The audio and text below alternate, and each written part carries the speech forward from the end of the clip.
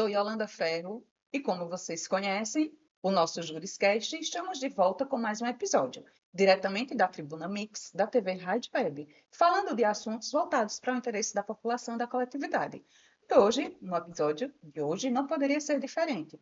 Nós temos aqui nos nossos estúdios uma pessoa expert em direito médico voltado para as mulheres. Nós temos a doutora Isabel Cavalcante, que é advogada e que vai falar sobre o direito médico da mulher. Vai abordar temas que envolvem os aspectos legais, éticos, sociais e de saúde que afetam diretamente as mulheres, no contexto médico em relação à cirurgia bariátrica e também nas cirurgias reparadoras pós-bariátrica. Então, esse assunto é muito pertinente para o nosso dia a dia, para aquelas pessoas que vivem com sobrepeso. E muitas desmistificações serão tratadas aqui hoje, como muitos mitos e esclarecimentos também. E para que nós possamos começar o nosso episódio, eu vou apresentar para vocês a doutora Isabel. Doutora Isabel, é um prazer enorme tê-la aqui conosco nos nossos O prazer é estúdios. todo meu. Eu fico imensamente feliz com o convite de poder falar sobre algo que vai além da minha profissão. Algo que eu vivenciei na pele, passar por a obesidade, passar pelas cirurgias reparadoras e vivenciar tudo que muita gente passa, que é conviver com a obesidade e todos os malefícios e as dificuldades que trazem essa doença. Perfeito, doutora. E ninguém melhor do que a senhora que realmente já sofreu isso na pele, para ter autonomia para falar para as pessoas que estão nos acompanhando, para as pessoas que estão nos ouvindo, para saber realmente como enveredar por esse caminho dessa luta em relação à garantia da efetivação do seu direito em relação à questão de saúde, que não deixa de ser uma questão de saúde Sim, pública. sim, totalmente. Então, vamos lá. Doutora Isabel, para que nós possamos começar, o que fez enveredar por esse campo do direito? Foi além da profissão. Como eu estava aqui, a gente conversando nos bastidores, eu era recém-formada, tinha passado na OAB, estava prestes a fazer o juramento, e eu dizia, não, assim que eu tiver com minha carteirinha na mão, minha primeira causa vai ser lutar pelo meu direito. Lutar para fechar o meu ciclo de obesidade, que eu já havia feito a cirurgia bariátrica, já havia estabilizado o peso há mais de 2 anos, mas ainda faltava finalizar essa etapa, de realmente tirar o excesso de pele de onde ficou, né, no corpo. Então, foi uma parte mais sensível, uma parte que eu fui além de advogada, paciente também. E ninguém melhor do que a senhora realmente para esclarecer para a população como realmente isso acontece. Sim. Então, a gente poderia elencar, como nós realmente iremos fazer, algumas particularidades em relação à cirurgia. Mas o que seria realmente a cirurgia bariátrica? Para as pessoas que estão nos acompanhando, nos ouvindo e nos vendo, para que elas realmente fiquem cientes do que vem a ser realmente a cirurgia, a tão falada cirurgia bariátrica. Porque muitas pessoas pensam que é questão de vaidade, Não. mas que na realidade, como falei há pouco, é uma questão de saúde pública. Totalmente. É uma cirurgia que traz qualidade de vida. Lógico que tem algumas peculiaridades que os pacientes pós-bariátricos precisam seguir, mas é uma cirurgia que, basicamente, quem vive a obesidade, quem traz essas sequelas da doença, que é uma doença, né, com CID, inclusive, obesidade, é uma cirurgia que diminui a porção do estômago. Geralmente tem duas técnicas. A sleeve, foi a que eu fiz, que diminui apenas o tamanho do estômago, mas o intestino continua absorvendo, em tese, 100%. E tem a bypass, que diminui também o estômago, mas diminui também a questão da absorção do intestino. Então, são técnicas cirúrgicas que fazem a gente comer menos e algumas também absorver menos. E, consequentemente, a gente perde peso, a gente regride questão de pressão alta, diabetes. Então, assim, é uma cirurgia que foi feita e visando o público obeso. Então, esses tipos de cirurgias, que são duas especificações, é uma cirurgia bariátrica, mas existem dois tipos. Isso, duas técnicas. Duas técnicas médicas. Então, elas serão realizadas de acordo com o quadro do paciente. Isso, exatamente. Por exemplo, geralmente um paciente mais obeso, que já tenha diabetes, que já tenha hipertensão, é mais indicada a cirurgia do bypass, porque diminuindo essa absorção, provavelmente ele vai entrar em remissão até essa diabetes. E já a sleeve são para pacientes mais jovens ou pacientes que não têm essa obesidade tão severa, que diminuindo apenas a porção do estômago, sem diminuir a absorção, conseguem também reverter a obesidade. As duas técnicas são muito eficazes. Há muito mito dizendo que o bypass é melhor que a sleeve, mas não. O médico vai saber olhar os critérios e decidir, em conjunto com o paciente e com a equipe multidisciplinar, qual é a adequada para cada caso. Em relação à questão de adequação de cada caso, na realidade, a gente pode se volver para os direitos das mulheres que estão garantidos em lei. Então, quais são os principais direitos para as mulheres que precisam realizar essa cirurgia aqui no Brasil? Sim. Os principais direitos são, além do direito da cirurgia bariátrica em si, que o plano é obrigado a cobrir, se os pacientes, lógico, estiverem dentro dos critérios legais, que seriam o IMC. O que seria o IMC? Índice de Massa Corporal, que seria o nosso peso e a nossa altura, aí daria o cálculo. Se for acima de 40 esse IMC, já é considerado uma obesidade mórbida.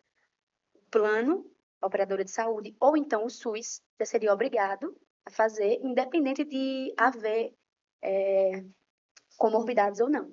É interessante essa pontuação que a senhora fez em relação ao SUS, porque as pessoas acham que a cirurgia bariátrica ela só pode ser destinada a pessoas que têm plano de saúde, e que o plano de saúde vai arcar com aquele tratamento para aquela pessoa que está com aquele problema de saúde. O SUS, sim. O SUS também tem a obrigação de realmente realizar essa cirurgia. Tanto a cirurgia quanto as reparadoras, o SUS também tem a obrigação. Do pós-cirúrgico. Do pós-cirúrgico, isso. Aí existe alguma legislação específica para as mulheres que se submetem a esse tipo de cirurgia, doutora Isabela? Não somente as mulheres. O nosso foco maior, nosso público é as mulheres, mas a legislação vigente abrange tanto o gênero masculino como feminino, que seria acompanhamento nutricional, seja pelo SUS ou pela operadora de saúde, acompanhamento psicológico, porque é muito importante para a adesão do paciente não ter reganho de peso, que é muito comum também, pós-bariátrico, voltar a engordar, porque a gente muda o nosso estômago, mas infelizmente a nossa mente às vezes não acompanha a mudança que tem no nosso corpo. Então, é importante essa adesão da equipe multidisciplinar. Essa equipe multidisciplinar vai direcionar esse paciente para o melhor tratamento que ele realmente possa ter assistência. E a senhora muito bem colocou, não só para mulheres, também como para homens. E é importante esclarecer isso, porque a nossa pauta é voltada para mulheres. Mas é importante esclarecer isso, porque, independentemente do gênero, masculino ou feminino, se você realmente for diagnosticado com comorbidade, com obesidade mórbida, você tem o direito de realizar essa cirurgia. Sim. E só uma pontuação. Se o IMC é acima de 40, não necessita comorbidades, porque a obesidade mórbida, por si só, já garante esse direito da cirurgia. Mas se você tiver o IMC de 35 a 40, precisaria de mais de 2 comorbidades para você efetivar esse direito. Porque seria o quê? Não é um sobrepeso qualquer que gera esse direito de ter a cirurgia bariátrica. Não é você ser excesso de peso. Então, realmente, você precisa estar em obesidade, precisa realmente estar com a doença para ter essa garantia. Não é questão de vaidade. Não é questão de vaidade, não é questão de estética, não. É questão de mudar a qualidade de vida, seja de locomoção, de problema de coluna, hipertensão, assim, são inúmeras comorbidades que o obeso pode carregar. Pode carregar. E o que vem realizar em relação ao sobrepeso, independentemente de ter comorbidade ou não, o que caracteriza a necessidade da realização dessa cirurgia? Vamos lá. Há critérios médicos, assim, sobre doença com CID, e há também critérios psicológicos, como o paciente não conseguir caminhar, o paciente não conseguir ter uma qualidade de vida com o filho, ter um filho pequeno, não conseguir jogar bola, o pai ou a mãe não conseguir caminhar no parque com o filho. Tudo isso afeta o psicológico, afeta o emocional, a autoestima da mulher, e principalmente. Tudo isso está ligado também aos critérios. E tudo isso está ligado aos critérios, que são critérios físicos e critérios psicológicos, que é, além do IMC, pode ser critérios de obesidade como problema de coluna, problema de hipertensão, problema de questão de varizes. O excesso de peso realmente traz um rol muito grande de comorbidades. Até porque depende de cada paciente. Sim. Né? E nós sabemos que quando o indivíduo, quando o ser humano é submetido a uma cirurgia, passa também por determinados receios, porque envolve riscos. Sim. Então, quais seriam, de forma mais básica, eu acho que, dependendo de cada caso, não teria como elencar todos os riscos, mas quais seriam os riscos tanto imediatos quanto a longo prazo, que um paciente está suscetível, está vulnerável para esse tipo de cirurgia? Esse foi um dos meus maiores medos pré-cirurgia. Foi quando eu consegui esclarecer com o meu cirurgião que ele disse que a cirurgia intraoperatória na mesa de cirurgia é praticamente zero de intercorrência. Porque a minha foi por vídeo, mas a gente sabe que ainda existe também cirurgia aberta. Aí é um pouco mais invasiva e tem mais uns riscos, porque é uma cirurgia que é mais invasiva. Já essa, se for minimamente invasiva por vídeo, laparoscopia, o risco é praticamente zero. É praticamente comparado a uma cirurgia de vesícula. Agora, o risco a longo prazo seria a questão de desabsorção, a questão que a gente não consegue mais comer na quantidade que conseguiria antes.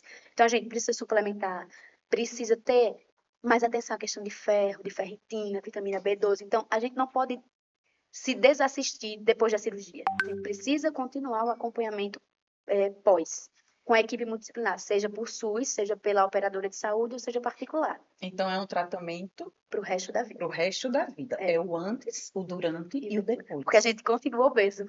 A gente saiu da obesidade, Sim. mas esse sistema, eu acho que a palavra, essa genética que carregou esse gene da obesidade vai para sempre existir. Então, sempre a gente tem que ter esse cuidado, tem que ter essa vigilância de continuar acompanhamento psicológico, acompanhamento nutricional, endócrino. Então, é interessante o que a senhora acabou de falar, porque a gente continua obeso.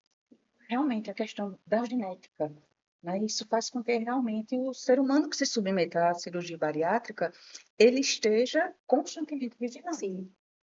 Ele tem que estar acompanhando e seguindo todas as normas, todas as orientações. Não abandonar a equipe que foi tão importante, né? A equipe disciplinar para a gente conseguir esse direito de fazer a cirurgia. A gente não pode abandonar depois de conseguir emagrecer ou depois das reparadoras, não. Tem que realmente ser uma coisa.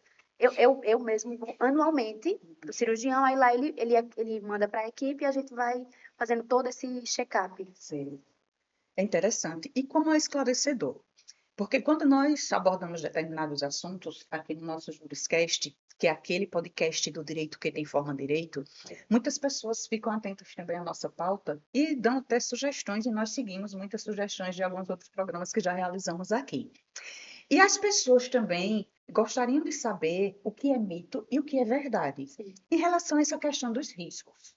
Uma pessoa me questionou a respeito da questão da infertilidade temporária e também da complicação na gravidez e a questão do impacto hormonal. Então, quer dizer que tudo isso envolve também a cirurgia bariátrica?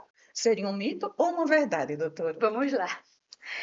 Eu nem diria que é um mito, nem diria que é uma verdade. Eu acho que tudo depende. Por exemplo, eu passei por uma gravidez pós-bariátrica. Teve algumas peculiaridades que eu tive que ter mais atenção. A minha questão do ferro, a minha questão de suplementos, que toda gestante precisa, mas eu precisei de mais atenção. E a questão de infertilidade precoce, não é isso? Isso. Geralmente é o contrário. Geralmente há estudos que a mulher fica muito mais fértil pós-bariátrica. Bariátrica, por quê? A gente reduz o peso, os nossos hormônios melhoram, o nosso sistema realmente do corpo vai se adequando e geralmente as mulheres engravidam com mais facilidade.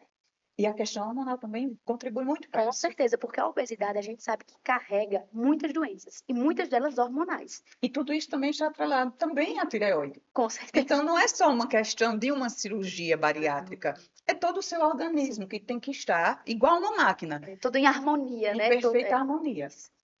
Perfeito, doutora. Doutora, o que a lei diz sobre a questão do tempo de espera para a realização da cirurgia bariátrica em mulheres com comorbidades? Como é essa questão do tempo de espera? A senhora já pontuou que o paciente, homem ou mulher, pode ou não ter comorbidade para realmente realizar a cirurgia. Isso. Comorbidades são aqueles problemas de saúde que você tem, além daquele problema que está levando ao peso, da obesidade. Mas esses problemas têm que ser sanados, têm que ser cuidados de imediato, a cirurgia tem que ser realizada de imediato, ou os dois podem ser tratados ao mesmo tempo. Como é que acontece isso em relação a essa questão de tempo? É um bom questionamento, porque, eu vou dizer novamente, tudo depende do acompanhamento médico e do que a equipe vai dizer de acordo com cada paciente. Por exemplo, há algumas comorbidades que podem ser tratadas e minimizadas antes da cirurgia. Já tem algumas comorbidades que não dá para o paciente esperar. Não dá, a gente não tem tempo hábil. Então vamos fazer logo a cirurgia. Com a cirurgia você vai reduzir drasticamente seu peso e as comorbidades vão começar a melhorar. Então depende. Então, é todo um conjunto. Como Isso. nós falamos anteriormente, é um harmônico, é o organismo que tem que estar com todos os órgãos funcionando em perfeita Exatamente. harmonia. Doutora Isabel, nós já falamos sobre a questão da equipe multidisciplinar, mas nós sabemos que para uma equipe de cirurgia bariátrica acontecer, não só a equipe multidisciplinar se faz necessário. Então, o que é necessário para a realização dessa cirurgia? Para que a mulher ou o homem que esteja se submetendo sinta-se realmente seguro? Sim, excelente pergunta. Além da equipe multidisciplinar, que é muito importante, que a gente frisa que é importante o acompanhamento nutricional, endócrino, psicológico, é muito importante que a mulher se sinta acolhida em casa, que a rede de apoio dessa segurança dela seguir essa nova vida, porque é realmente uma nova vida. Que a E família sim, também que a faça a família. cirurgia em conjunto. Isso, exatamente. Seja uma cirurgia coletiva, Uhum. familiar, que apoie, porque no começo a cirurgia, a gente fica numa dieta líquida, passa por uma dieta pastosa. Então, tendo esse apoio em casa, é muito mais fácil do paciente aderir. Porque não mexe só com o físico, mexe com o psicológico, mexe com a questão alimentar, mexe Com com a autoestima, rotina com a mesmo da rotina. pessoa que se Sim. submete. Então, como É a uma senhora nova muito bem colocou, é vida. uma nova É. vida. Você está renascendo. Então, são novas possibilidades, são novas rotinas e precisa também de apoio. Com apoio fica tudo mais fácil, mais leve e mais fácil do paciente aderir a longo prazo. E o próprio nome já diz, né? Uma rede de apoio, pessoas que Isso. estejam lhe embalando ali naquele Isso, sonho para que você realmente dispostos a ressurja. ajudar e a realmente você abrir os olhos para essa nova vida, porque é uma chance que eu sei que nem todo mundo teve a oportunidade. Meu pai, na época, teve muito medo de fazer, não, a cirurgia é uma névoa, é uma coisa invasiva. E eu fico hoje olhando que talvez se ele tivesse feito, tinha tido uma qualidade de vida melhor. Aí eu hoje tive essa oportunidade. Então, eu agradeço e sei que o apoio familiar é muito importante. E hoje também está aqui no Juriscast, passando essas informações para você que está nos acompanhando, para que possa analisar também o seu estado de saúde, o seu estado psicológico, o seu estado emocional. E também busque essa oportunidade, porque o nosso Juriscast é conhecimento. Ele busca levar a você a informação da melhor forma possível para que você saiba qual o seu direito, onde buscar e com quem pleitear esse seu direito, para realmente efetivar Sim, realmente efetivar esse direito para que você tenha uma qualidade de vida melhor. com certeza. Mas, doutora, além disso que é necessário para a realização da cirurgia, isso também é muito importante no período de recuperação. Muito, muito importante. Quando a família se une para ajudar esse paciente, é muito importante. Como, por exemplo, ajudar na questão das refeições, principalmente no começo, a questão dos caldos, de ajudar a fazer as primeiras caminhadas pós-operatória. É primordial. Eu acredito que é uma função essencial para a cirurgia. É interessante isso, porque a família toda, quando está em conjunto com o paciente que está se submetendo, o paciente se sente realmente acolhido. Sim. E E, fica com mais força de e sente vontade para realmente aderir àquela isso, nova e sente vida. que a família reconhece que ele tinha uma patologia, que a obesidade é uma doença e que ele merece a chance de mudar. Porque a obesidade eu acho que é vista ainda como um tabu, uma coisa falta de vontade.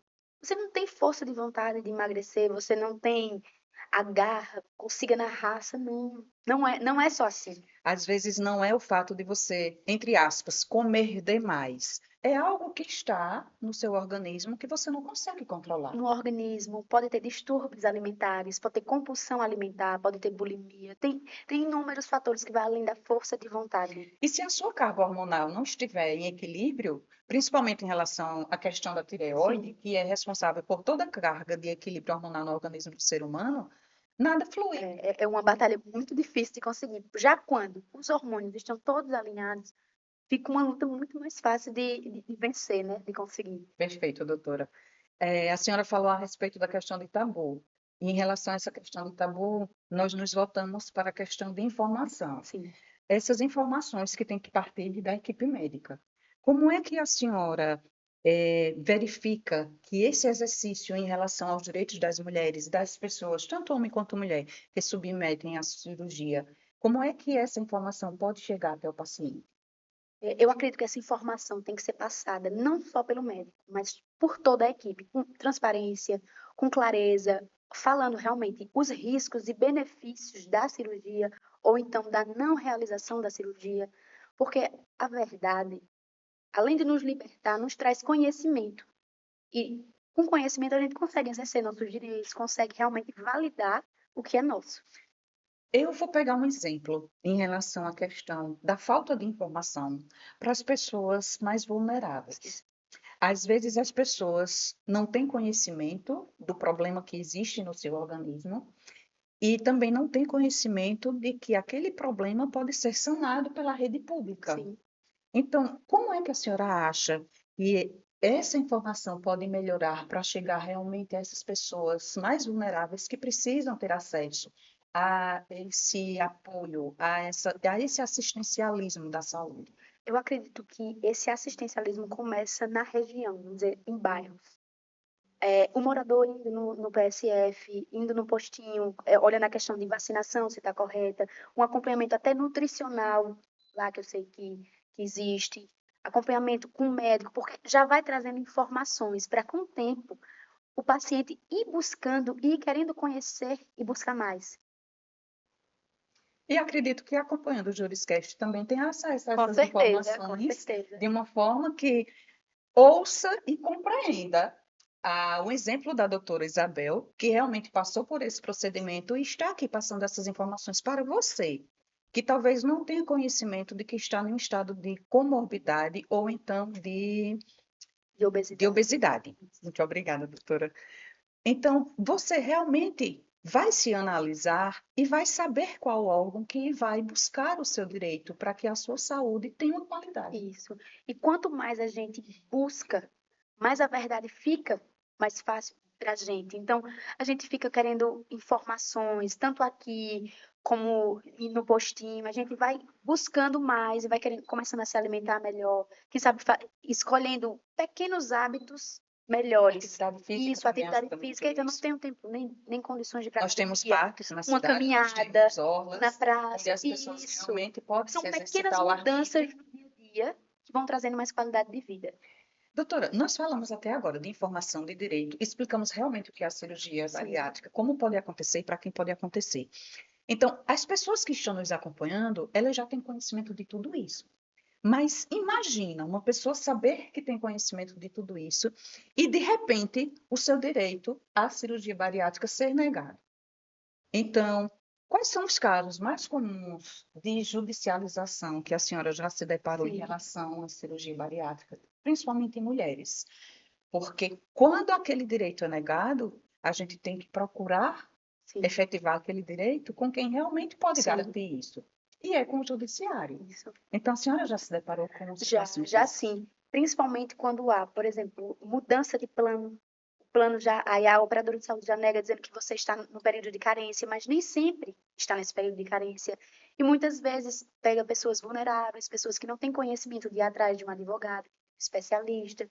Então, fere muitos direitos por falta de conhecimento. Então, nega a cirurgia, dizendo que não é de urgência, que suas comorbidades não estão dentro do rol da ANS, coisa que a gente sabe que o rol da ANS vem sendo já a mudança jurisprudencial, que é um rol exemplificativo. Não é taxativo. Não é taxativo. Quando é para os planos de saúde, sem citar nomes, até porque não devemos, Sim. senão a gente é quem vai responder algum processo. É verdade.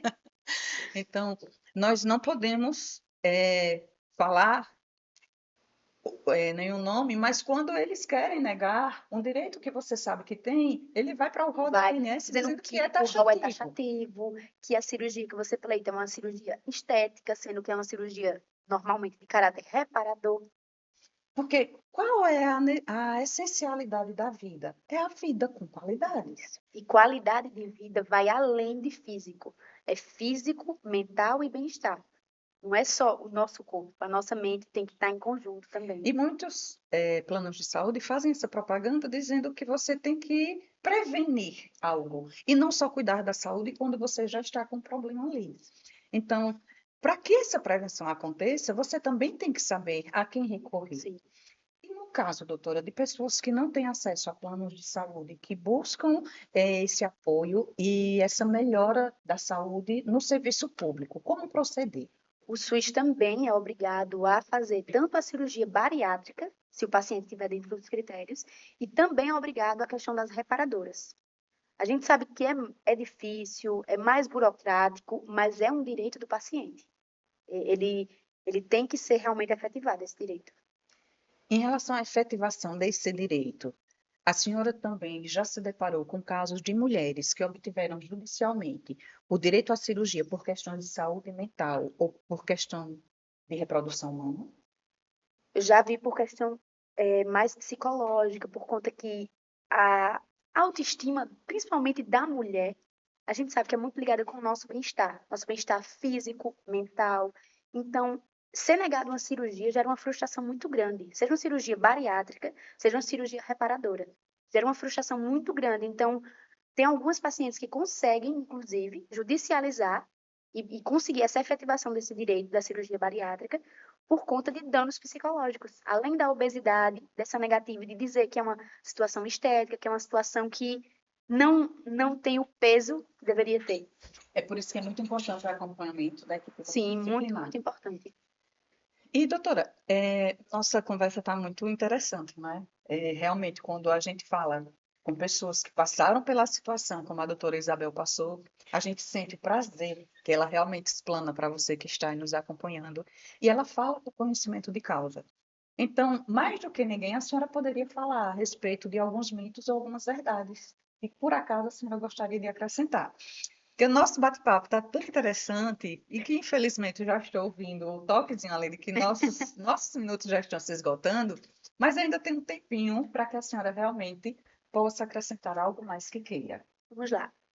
Antigamente tinha muitos mitos que quem fizesse bariátrica não ia ter qualidade de vida, que os dentes iam cair, que o cabelo ia cair, que assim, você ia em busca de uma cirurgia para ter qualidade de vida e você não iria ter.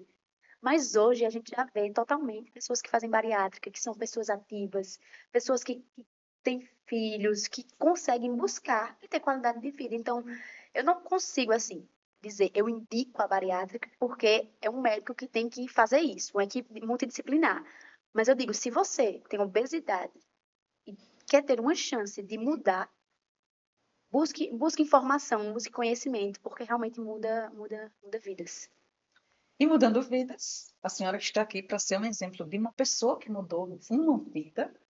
Eu não conhecia a doutora Isabel quando ela sofria com a obesidade, mas já conhecia a doutora Isabel perfeita assim da forma de como ela é.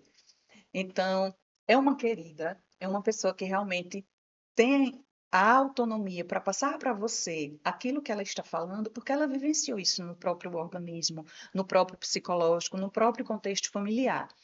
E ela é um exemplo vivo de que realmente tem qualidade de vida Muda a vida. pós-cirúrgico.